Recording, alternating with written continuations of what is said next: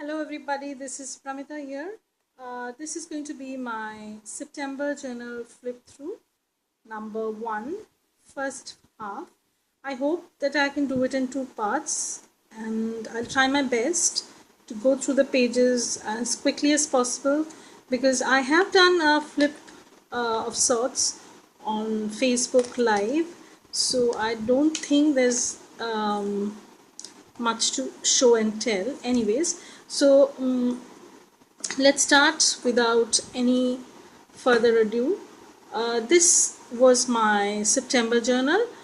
Uh, I had made this journal about a year and a half, maybe 2 years ago, when I was just starting out making journals. But I made a few mistakes in this. It was a little bit wider than the general size I prefer, and there was a problem with stitching also. So I decided to keep it aside and move on to other journals, you know. But I had done a few things over here, keeping in mind the vintage style I would love to journal in. So that was one of the things that I wanted to do in this. And the cover is made from Tim Holtz paper.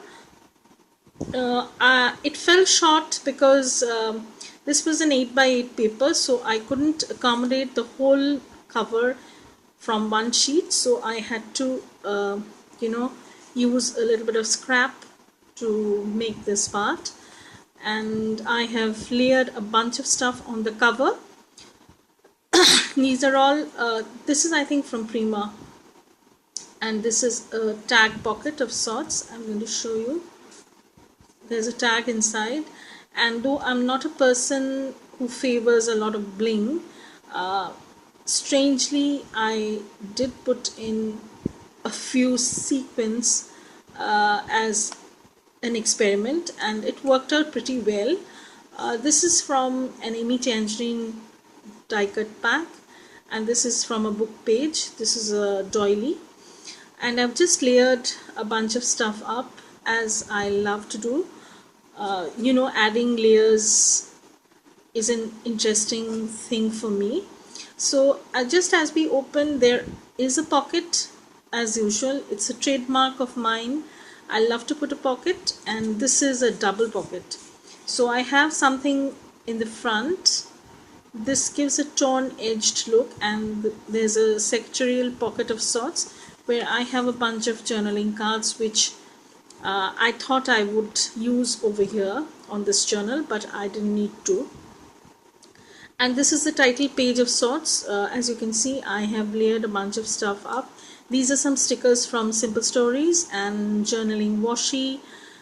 These are from Tim Holtz paper pad. I love Tim Holtz paper pads. They are very good value for money. You hear me saying these stuff so many times because I live in India and I try to make use of every little scrap that I can from a paper pad or anything, for that matter, anything of crafty stuff. I try to make it last as long as possible. That's the frugal side of me. And so this was a Friday. I have stamped the date and have layered a bunch of stuff up. This was initially, I did think of journaling in it about a year ago, and I did put a few stuff in around that time, and then I had kept it aside. I came back to it in the month of September when I found that my journaling style has changed a lot, and I tried to incorporate all the stuff that I had used initially and try to make things work. That's basically that. And as you can see, it's a mishmash of all sorts of things. These are some journaling washi. Please don't mind my fingers. I had been stamping away like a mad lady, and because I went live on Facebook on that day. So this is something which I've done. These are all random scraps. This is from this grocery brown paper, craft paper bags that we have. and I've used them as journaling spots because the page was pretty busy and I didn't feel like writing on it. So that's that. And I've used a bunch of stamps. So this is once again a page, I think this is a Maggie Holmes ephemera, so is this, and I have used a few washi strips here and there. This is a journaling stamp washi, and these are all tea dyed, coffee dyed papers. I have journaled on some of the portions, and then I have used some scraps to journal on them. This is from Kane Company paper pad, and I've just layered it on a bit of scrap paper. This is a page full of mishmash bits and bobs that I had. These are Tim Holtz ephemera, and these are from Journaling Washi. I did buy Journaling Washi from our atelier, and I love her stuff. So this is once again a page where it already had those alphas, and I journaled around them. I layered a few bits. This is from Tim Holtz paper pad, and then I come to this page. I have journaled on these circles of sorts, and I've used a stamp from Prima. This is a splatter stamp that I have, and this is a tag. I've just journaled randomly and used the splatter stamp. I love the splatter stamp. It came out pretty well, and these are mostly ephemera from Maggie Holmes or Tim Holtz. Over here, this is from Tim Holtz paper pad. This is from DCWV paper pad, and I love her. The theme is on travel and stuff like that. So I have journaled on small rectangles and then used my splatter stamp. So this is a small vintage photo ephemera, and I have made it into a tuck spot, as you can see, and I have journal at the back. These are from Tim Holtz. These are Journaling Washi, and I'll try and make it do in 2 parts, but I'm not sure if I'll be able to do that because I am explaining a few stuffs. Over here I have used a sticker. This is from Prima pad, and this is from a decoupage napkin. These are some washi that I've layered. Just as my brain works in a very random fashion.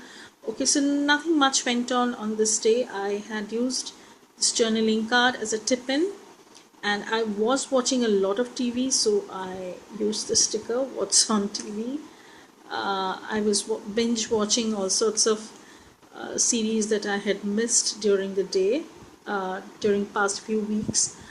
And once again, these are some random pieces of paper. This is a journaling card from Felicia.